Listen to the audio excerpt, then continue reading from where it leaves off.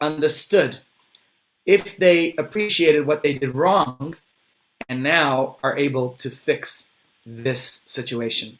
And this is where we're holding in the Parsha of Vayigash as we're reading this week. Let us take a moment now to see what's going on. Let's continue the story. So, up until this point, Yehuda standing up to Joseph. He doesn't know that it's Joseph. He thinks it's the viceroy of Egypt who he's standing up to, right?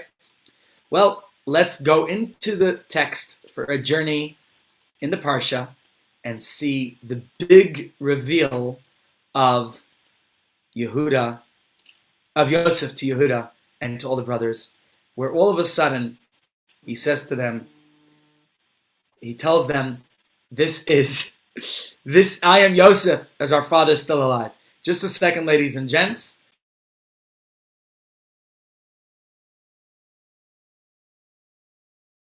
So, with that in mind, let me just open the Parsha. Let's find it. Where are we up to? Okay, you know what? Before we go into the big reveal, I want to share with you another just little thought, a halachic idea that will help us understand the concept of why Yehuda gets very, very firm and tough with Yosef. You see, Yehuda says these words to Yosef. He says, if I did not bring him to you, then I will have sinned against my father forever. Yehuda, we know, persuaded his father to allow him to take Binyamin along. And only after that he had taken upon himself that responsibility to bring Binyamin back in one piece did his father allow it.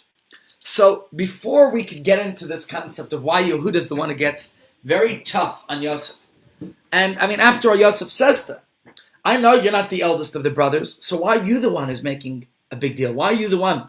Now, obviously, from Yosef's perspective, he's trying to see between his brothers, if they were truly remorseful, if they really regretted what they had done to him.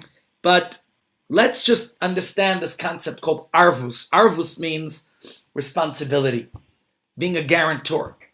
Now, while Yehuda, of course, met his duties as Binyamin's guardian, the guarantee that he made for his brother to his father, there were legal ramifications. And those legal ramifications are not only in the historical perspective that he promised his father that he would look after Binyamin and make sure that he comes back. But this is a concept that is relevant and that is enforced long after this whole story, the Egyptian adventure of the brothers, and the whole notion of assuming responsibility for another person. This whole entire idea, arvus as it's called in Hebrew, is it's a broad application in Jewish law. And the idea, one example of an arev is where, when it comes to monetary matters, you're signing a surety, you're taking responsibility that somebody's going to pay. And I mentioned this idea to you. There's a Mishnah actually that discusses this. The Mishnah, famous Mishnah, we learn it in the Gemara Baba Basra.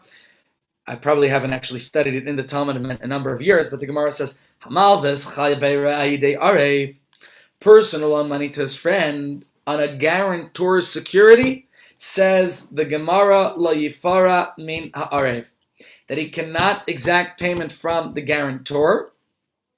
V'im amar almanas she'efra min mi she'artza. But if he said, on the condition that I could exact payment from whom I wish, then the Gemara discusses this and says, Yesh nechasim le'loive, ben kach and ben kach lo yirem min ha'arev. The only time you could take back from the guarantor, well, actually, the Gemara says, this is what the Gemara says, if the borrower had property, whether he made the condition or not, you cannot exact the payment from the guarantor. The guarantor is the very last resort. You will first take a lien on the property of the borrower before you're going to go on to the guarantor. So though the Mishnah seems to imply that the lender cannot extort money from the guarantor, the Gemara says that this is not, we have to understand the implications of this Mishnah. The Mishnah is speaking of the order of parties from which the lender could collect. So the lender has to first try and collect money from the borrower, and only after that, if that doesn't work, if you couldn't collect from the borrower himself, the borrower has no property, the borrower has no assets, the borrower has nothing, then you could go to the arev, to the guarantor. This halachic principle is a very important one. The idea of being a guarantor, and the Talmud itself points us to this very story in our parsha of Yehuda declaring himself as a guarantor for his brother Binyamin in our parsha. The Gemara tells us that the pledge that Yehuda made to his father, it made him take on a real halachic responsibility, for which reason he was legally prescribed from leaving his brother behind in Egypt. And the same ability to assume legal obligation applies not just financially. When someone volunteers to become an arev, they take on the actual legal responsibility.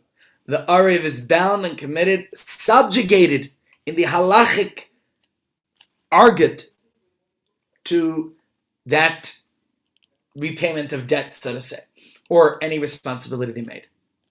Now, obviously, this is very interesting halachically, but let me ask you, the Talmud draws the line from the words that Yehuda says, Anochi arvanim midei tivakshenu. The words that Yehuda says, I will guarantee him, from my hand you can demand him, which is what he said to his father. Now, the Gemara has some questions. There's a few questions about this, because the Gemara is learning financial responsibility from the story of Yehuda. Yehuda takes on a debt and pledges the repayment to protect Binyamin, right? To ensure that he'll bring him home safe. Now, obviously, financial and physical are quite different from each other.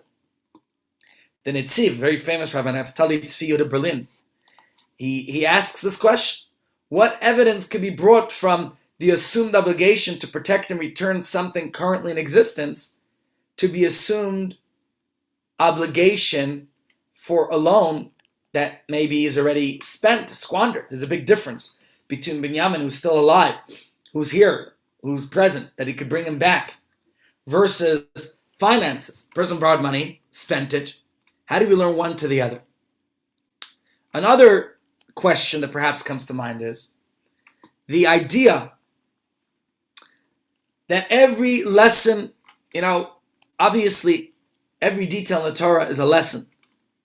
And the fact that all these details here are present in the Torah is deliberate. The Torah gives us all the meticulous details.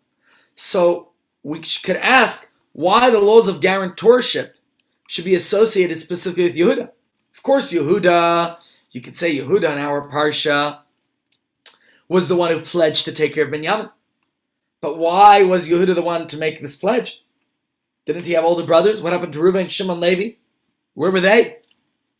Remember when Dinah was violated in Shechem, it was Shimon and Levi who came to the rescue. And when they were selling Yosef, it was, when they put Yosef in the pit, it was Reuven who came to the rescue. Reuven said, how can we do this? So the question is, why was Yehuda responsible? What lessons, of course, can we learn from this is a more important question that we have to ask, what we're learning from this whole story. Now, in order to answer the question, let's take a closer look at the halachic concept of guarantorship in general. And to do so, let's step in the halls of the yeshiva. Let's take the analytical approach of this sort of learning that is done in yeshivas, in Talmudic academies, to understand this, to get a proper gleaning of what's happening. Of course, a financial guarantor is someone who is committed to repay the debts of another person. The original borrower is the one who borrowed the money.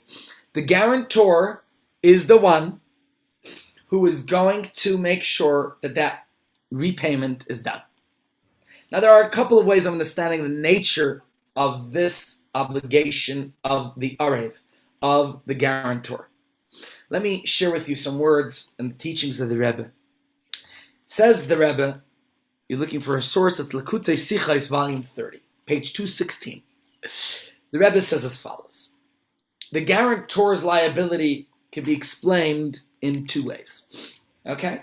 Number one, his liability applies only to the debt, so the guarantor commits himself to pay the borrower's debt. That's one aspect, assuming the monetary liability. Number two, says the Rebbe, the Arev assumes the place of the person of the borrower, and therefore the borrower's personal obligation to repay his debt, and the mitzvah of paying back a debt. Now that falls on the borrower who is now standing in the place, not the borrower, the guarantor is taking the place of the borrower.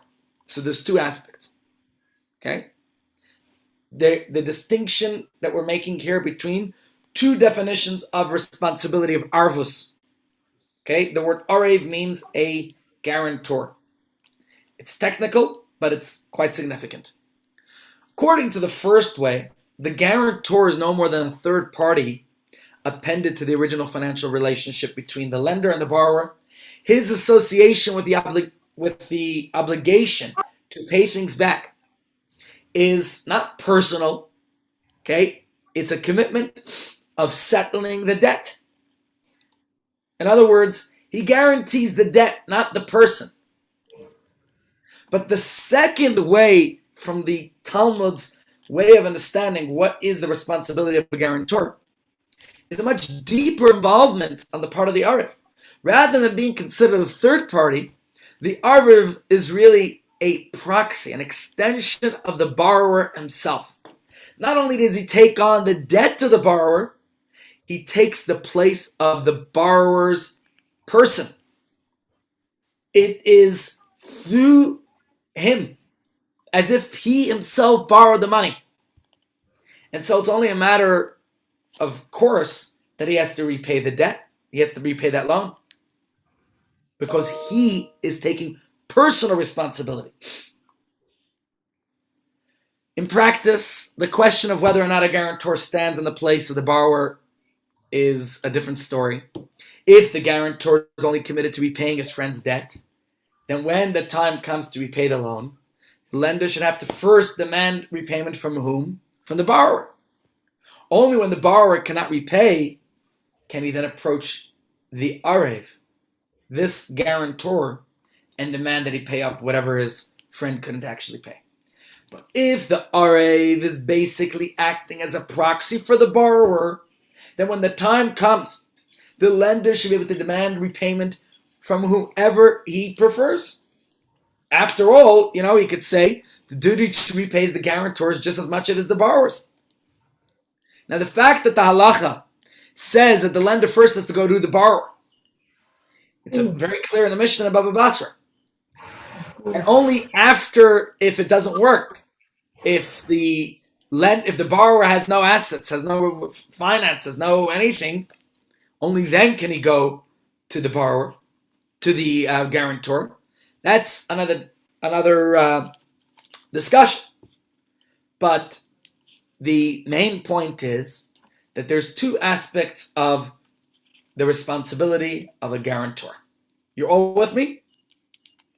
Now, this whole entire institution of Arvos, and in particular the second concept of the guarantor's liability, it reminds me of a story I read in the New York Times. Unfortunately, it involved Jewish people, where somebody was borrowing a large sum from another person, and so another person took on responsibility and put up all the expensive paintings in his house. Ostensibly, he had very expensive paintings.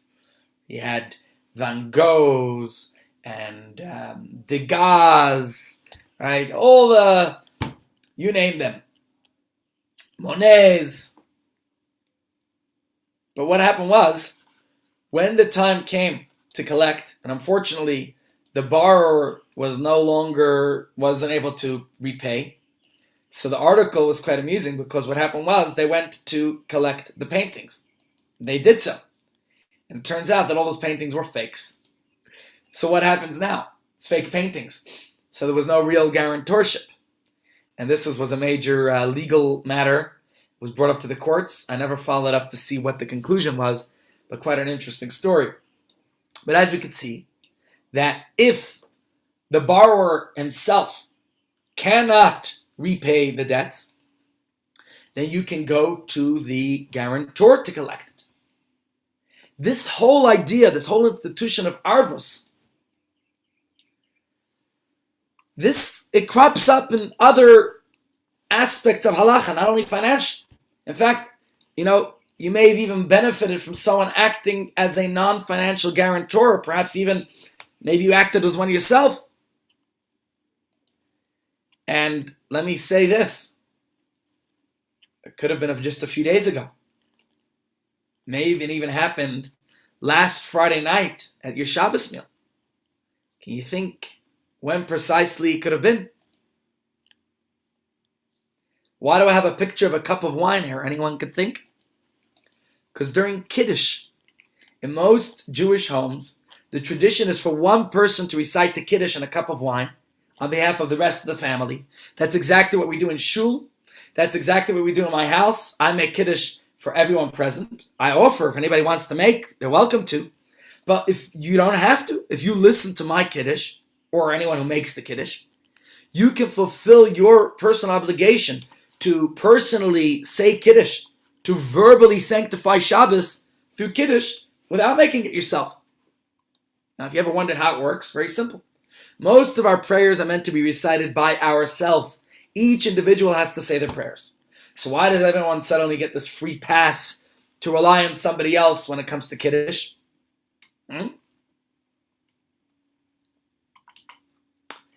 And the one person who doesn't need to recite the Kiddush, how does this whole thing work? Because if I heard Kiddush in shul, why do I have to make it again at home?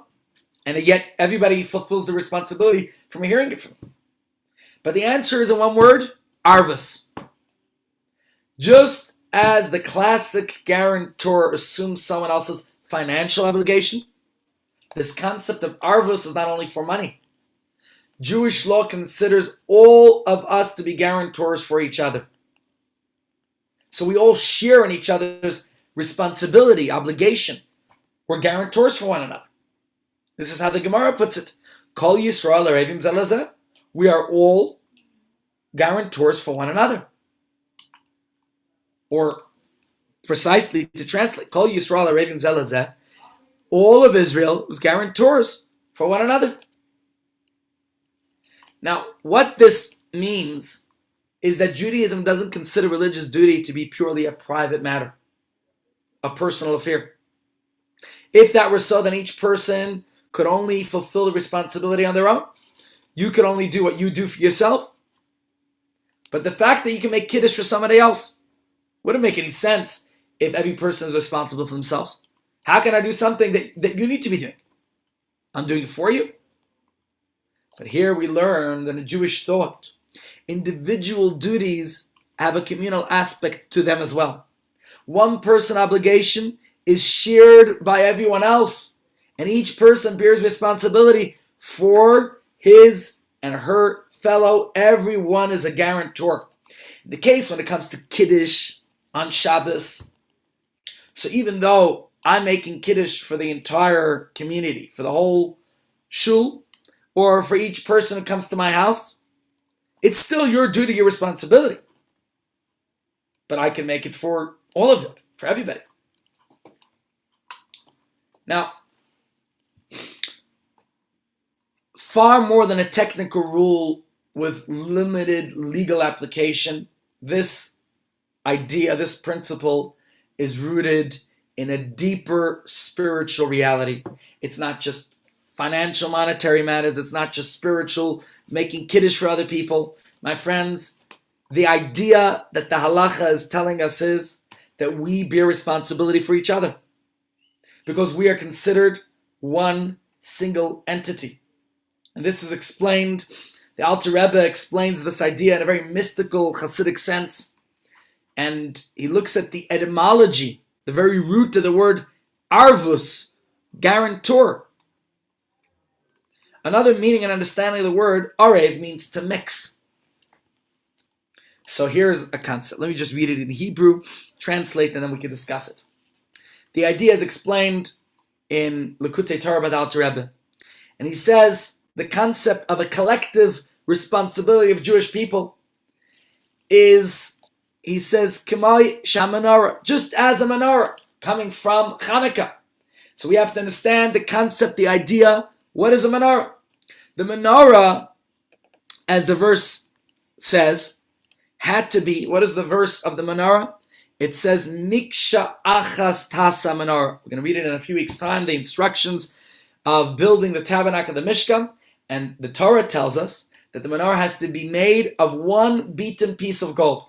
Now, typically when something is beaten, okay, that which is above is sent below, and that which is below is sent above. It's all carved out of one piece.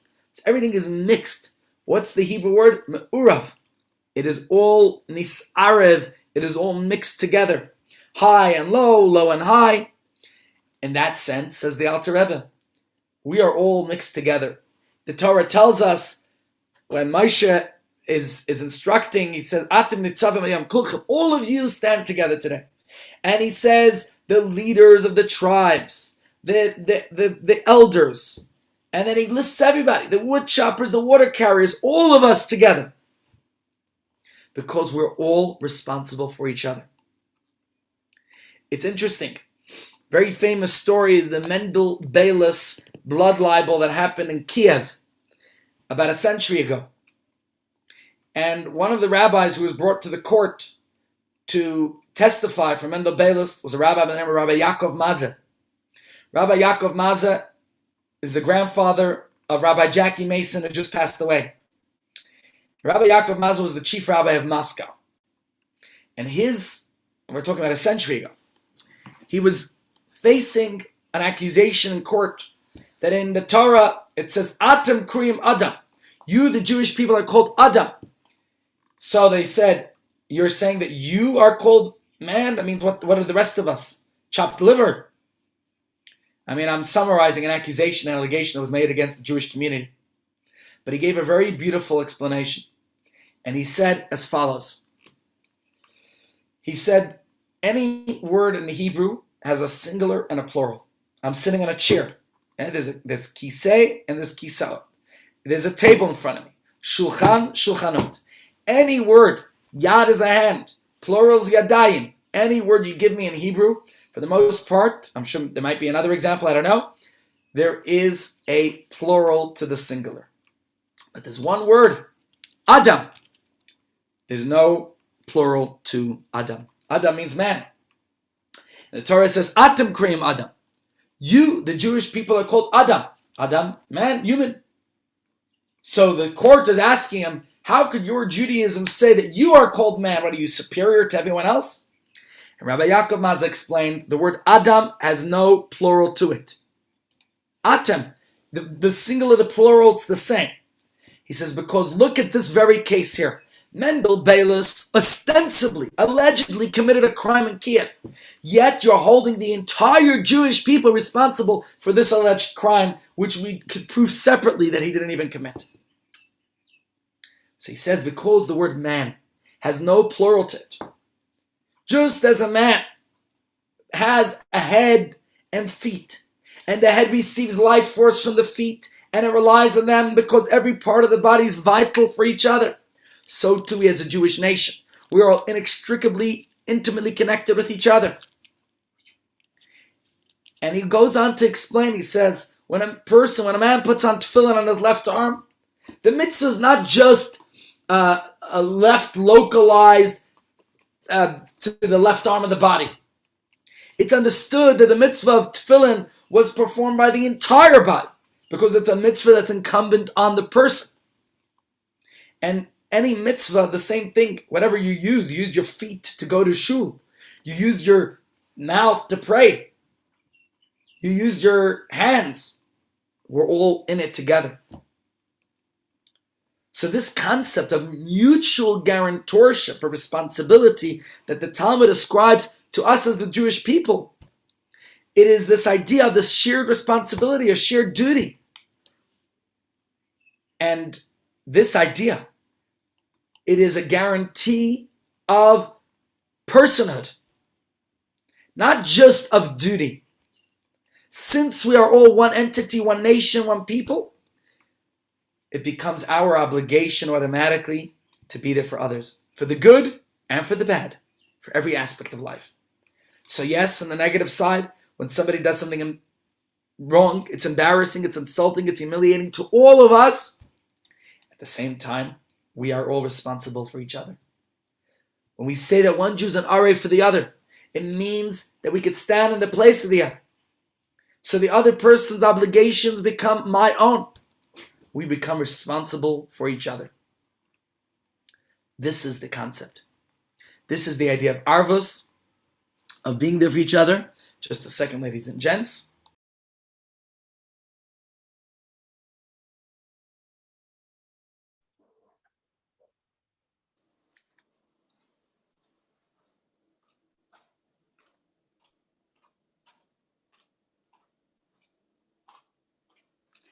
Rabbi, Yes. if in that case, were not all the brothers responsible for Yosef? A collective responsibility. Absolutely. Not only were all the brothers responsible, but even we, as the Jewish people, are considered responsible for this situation years later. Mm-hmm. Okay. So this was a story that wasn't a once-off. It bears. It has a ripple effect all the way to this day. So indeed, absolutely. This idea is an ongoing responsibility. So let's just, I do got just a few more points. This idea of responsibility, of guarantorship is not just financial, but as you can see, it is something that is related in many, many sense, in a spiritual sense, and in many other aspects of being a guarantor that's tangible, that's legal, there's many technicalities of this. And obviously, this idea of responsibility is not just in the financial sense, but it's something that is. Are we okay, guys? Just a second, ladies.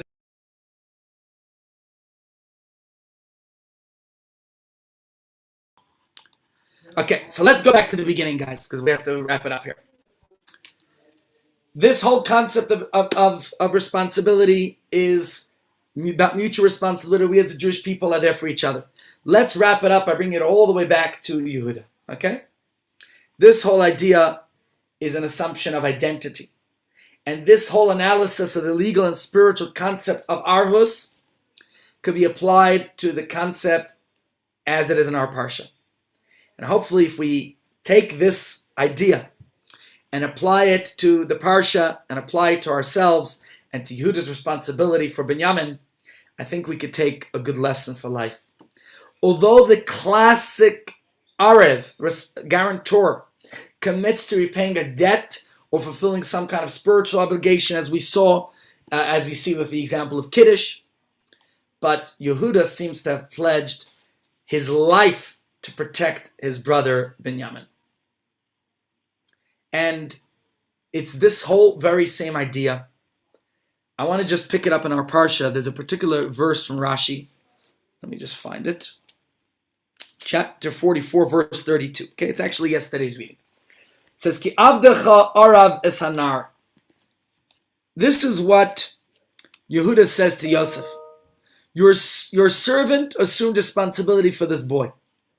That's what Yehuda says to Yosef.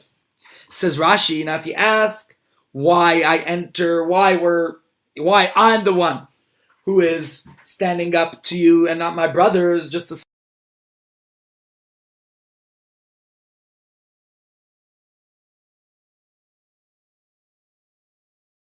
Sound is gone.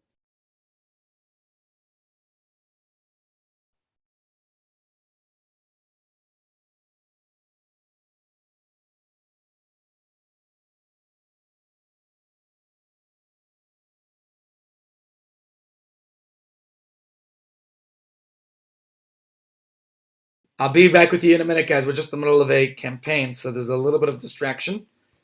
So wait, And if any of you want to take guarantorship and help out with the campaign, use this message that I just sent you, okay? That I just send it copied. to yourself. Okay, I'm sending it to myself. So wait, do I go into phone and then I put in that number and then say add number? Yeah, but don't forget to change his name there. Yeah. Okay. Thanks. Oh, it's not even Happy no, Hanukkah. Take Happy it's Hanukkah. there. anymore. It's there. There, yeah. Very good. Thank you. Okay, so let me just read Rashi to you. Rashi says, if you're wondering why I, Yehuda, am taking responsibility, what about my elder brothers? What about them? So he says these words, Rashi. Because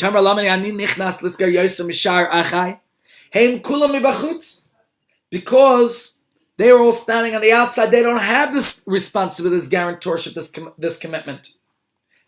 But avalani niskasharti bekesher chazak lias menuda bishnei alamais.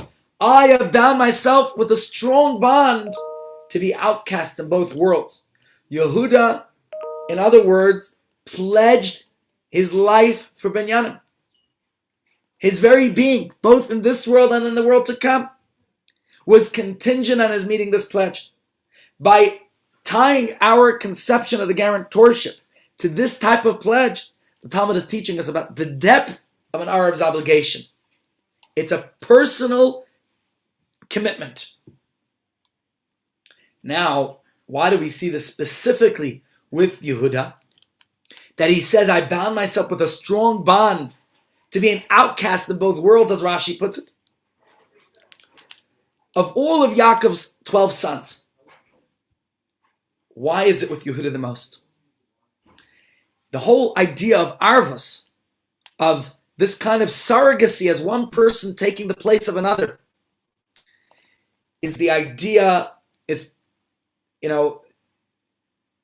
we're all bound with each other. The Talmud says, Kol Yisrael Arevim Zelazah, all of Israel, all Jewish people are guarantors for each other. We're all mingled with each other. We're all essentially one entity. This level of oneness is to be essential because it exists on the level of essence, deep within the heart and soul of each one of us, young or old, great or small. We all have that same identity. We all have the Pintaliyid. We all have the Neshama. We're all connected. In fact, if you look in our Parsha, actually, you'll see it about Menashe and Ephraim. But yesterday we read in the Parsha here about the 8th day of the temple's dedication. And whose portion did we read? Menashe, the tribe of Menashe that brought their sacrifice, the 8th day of the dedication of the temple. And what does it say about Menashe? Which tribal leader is the one who brought it from Menashe? It says Gamliel ben Pedatzur.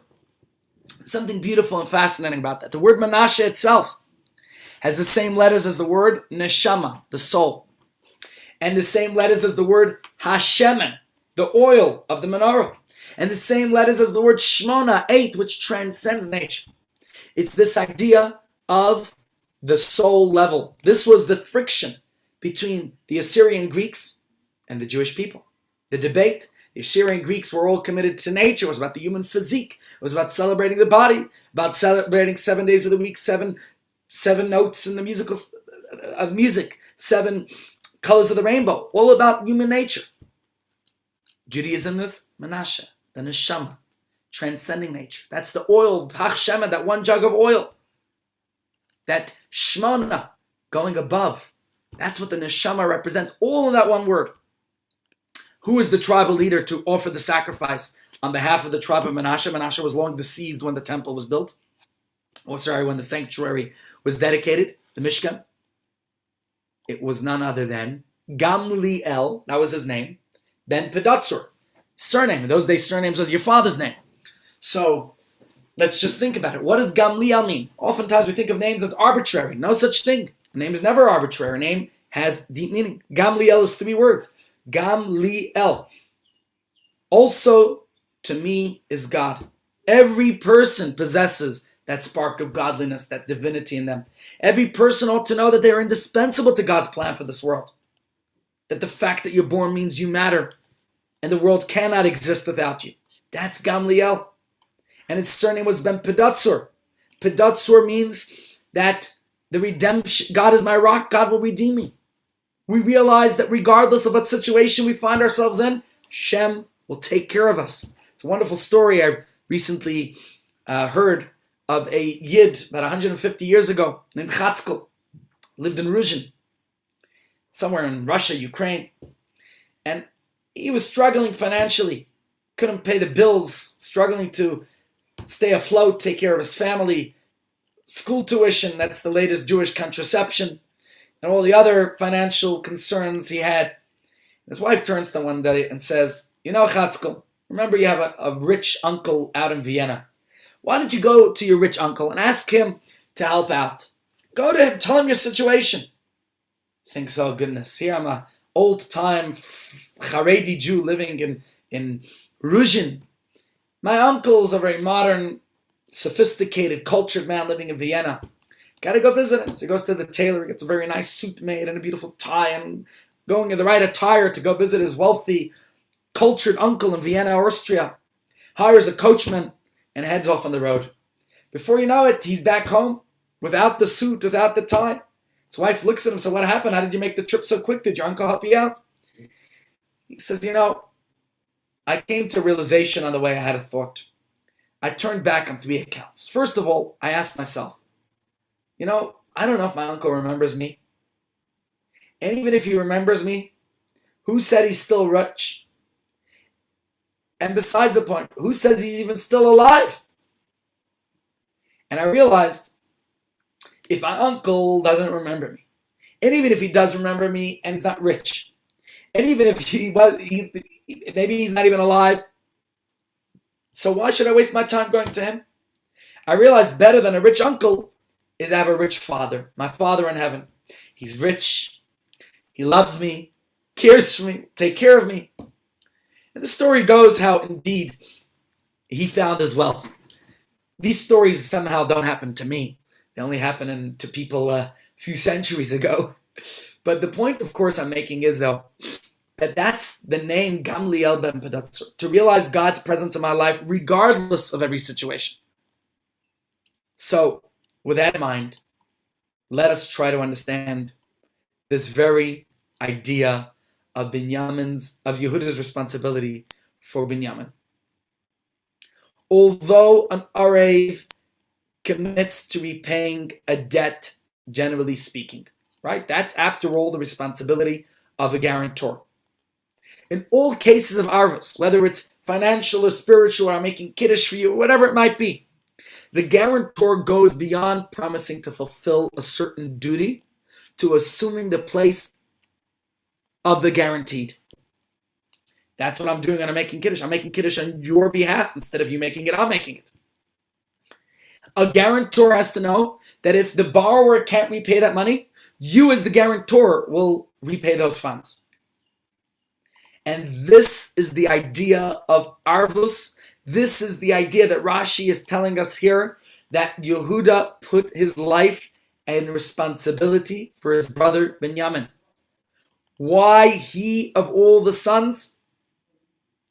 Because the idea that this Pintele Yid, this idea that we all possess, that we're all guarantors for each other,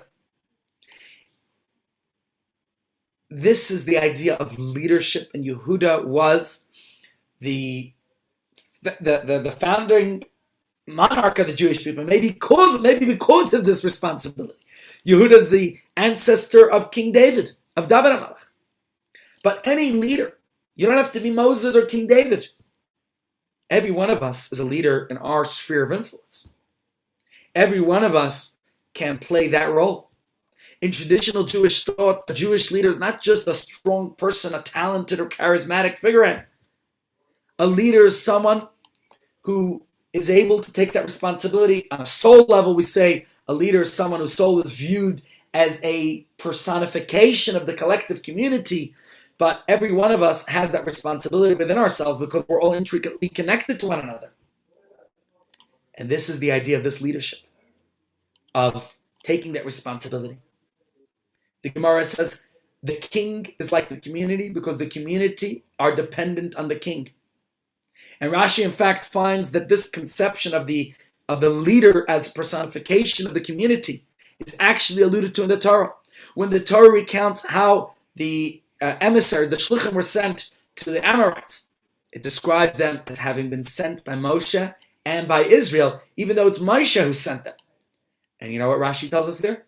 Ki hanasi hu hakol. Moshe is Israel and Israel is Moshe, to teach you that the nasi, the leader of the generation, is equal to the entire generation, because the leader is everything. It's a very profound idea. Each one of us can be leaders in our sphere of influence, whether it's our family, whether it's our community. We have to bear that responsibility. So Yehuda, being of all the 12 tribes, the tribe of Yehuda is the most associated with kingship, with leadership. Yehuda was the one who took that responsibility, who taught us this lesson. Yehuda, what does Yehuda mean? Yehuda is referred to as a lion, the king of the animals. Yehuda was blessed by his father, by Yaakov. We're going to read in the upcoming portions, Vayigash next week, and Vayichi, that he has that right, that monarchy, because he demonstrated here leadership. And that's why, what does Yaakov say about Yehuda? Gur Aryeh Yehuda. A cub and a grown lion is Yehuda. Miterev b'ni Alisa Kara. Ravatz Ka'aryeh. That from the prey, my son, you withdrew. You crouched like a lion. This is what Yaakov says about Yehuda. That's how Mashiach comes from Yehuda. And this, of course, is a lesson to us of what leadership means. And this is what we could learn from Yehuda in our lives.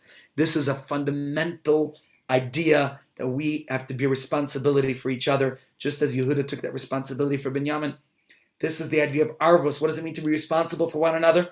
Actual responsibility for each person. And the story of Yehuda and Binyamin in our parasha is a very powerful lesson, my friends. Not just a biblical footnote or a story of history. It's our story. We have to remember its relevance and its inspiration to apply in our lives. That responsibility, we care for each other. We raise funds for our seniors programs. This shouldn't just be my responsibility. This should be a communal responsibility, that we're all here looking after each other, doing what we can. When the Gemara says, Kol Yisrael Revim Zelazeh, what does it mean that we're responsible for each other? It's not just a cute slogan. It's a statement of fact. We are one entity, like one body, the duty that we bear towards each other. Can't just shrug it off. Someone else's problem, not mine. No way. It's each of us bear that responsibility, the welfare, the care for each other. And this responsibility is about the physical welfare of each other, and of course about the spiritual well-being. This is for all of us, for our material and spiritual well-being. And this is a very powerful idea, that the concept that we have to care for each other. Every single action committed by each one of us affects the entire community. So let me conclude with a very interesting medrash that says as follows. This is taught by Rabbi Shimon Bar Yochai, and he says there is a parable of two people, Mashal of Adam.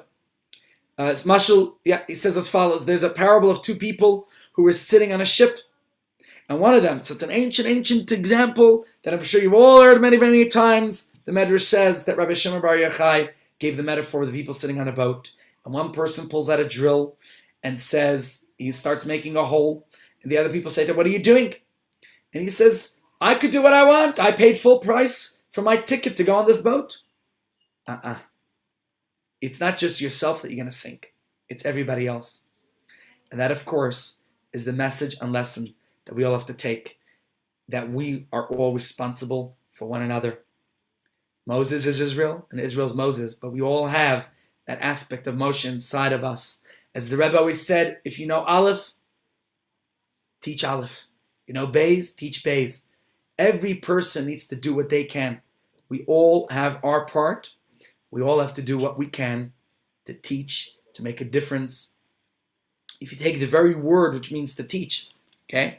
What's the Hebrew word for teaching? Limud, okay? It's lilmod, ulelamed, we say in davening. There are two sides of the same coin. Two equally crucial elements. One is to learn, and the other is to teach. The very same word. You know something? Do something. Share it with others. In an age as technologically advanced as ours, when even the most trivial, banal, insignificant details, what your friend ate for breakfast, or I don't know, the route somebody took on their morning run, everybody shares it on social media. I don't know why, I don't understand it. But if you're sharing nonsense on social media, why not share the same enthusiasm for the bracha you made on that food, or for the insight you learned on your run that morning? That's arvus. That's responsibility. That is the care that we have to be showing for each other, because we're all one entity or one body. We have to be committed to each other. We have to be here to do what we can. If you learned a Torah thought that left an impression on you, share it. If you did a mitzvah today, take a photo, share it. Do what you can to show the responsibility, the difference, the impact, the inspiration we can all make. And with that, my friends, that's the message and lesson. You know it, do it, teach it. That's what we have to do for each other. Ladies and gents, on that note, I'm sharing the responsibility with you to take care of helping me finish our fundraising campaign to reach our goal, because we're all responsible for each other. Thank you all for joining today. Any questions before we go? Yes, please. Rabbi, Yeah. my husband, I'm sorry, this is on a bit of a personal note. My You want to do it husband, offline? he's struggling to get into the app to give a donation. Is there someone at Chabad House? Because they keep asking for an OTP or OPT. Yeah, OTP. they should send you the SMS with the OTP. But if not, we could do it offline here. You could call me and I could process it manually, or you could do an EFT. Is there someone at Chabad House? Can I just go there I and can. give it there? Yeah, you could call me offline now, and we can process it right now. All right, but he has to do it because I don't know how to do internet banking. So Not a problem. So you could just call me, and I could do it on the back end. We could process the credit card on the back end. Okay, thank you, Rabbi. Thank you. Or you could do an EFT. Thank you so much, everybody. Have a great day. All the best. See you soon. Thank you. Tomorrow. Please, God, yeah.